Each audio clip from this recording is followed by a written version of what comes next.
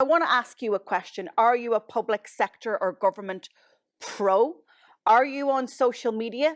Did you ever consider the fact that you could be, or indeed, from my perspective, should be a social media influencer, that you have a really important role to play in public interest messaging? Because after all, there isn't a commercial win for you guys like there is in the traditional influencer. The win for you is trust and transparency. And you've heard me say this millions of times before, and I will continue to say it. Trust and transparency is the number one currency in the digital age. So influence matters on social media. You own the truth of what you are talking about on social. You're inside the boardroom. You're inside the corridors of power within your agency, department, or organization. You know where the lines of communication are drawn, what can be publicized and what can't. Let's face it, in the absence of subject matter experts and those owning the content and telling the truth, we have vacuums on social media. And this actually then spreads disinformation. Traditional communication has evolved also. It's no longer the gift of the traditional media, and some of the media definitely disagree with me on this point, but that's absolutely fine.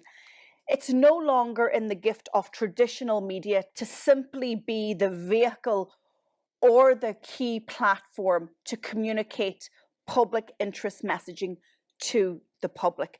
I used to be a journalist. I've got a master's in journalism. I understand the industry, the discipline, and what journalism is all about. And we need a free and an independent, strong media in every country in the world right now. But you have to remember that traditional media has evolved. It's been disrupted in the digital age, and the public expect to gain access to the leaders and to the subject matter experts on their favorite social networks. If we remind ourselves what Barack Obama said back in the White House in 2009 when he became the 44th president of the United States, he said, we need to learn to deliver public services, not how we want to deliver them, but how the public expect them. So consider the evolution of traditional comms. Being active and influential on social media demonstrates also that you care and that you're listening and that you're engaged in the concept called social listening.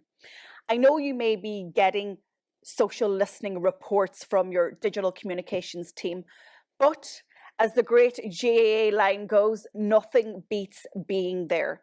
When you are engaged in social media, when you are on a platform and listening yourself and watching the conversation, you get a real sense for the public mood and to take the public temperature. And I think that is a vital part of every government and public sector professional's job, especially when you get to senior leadership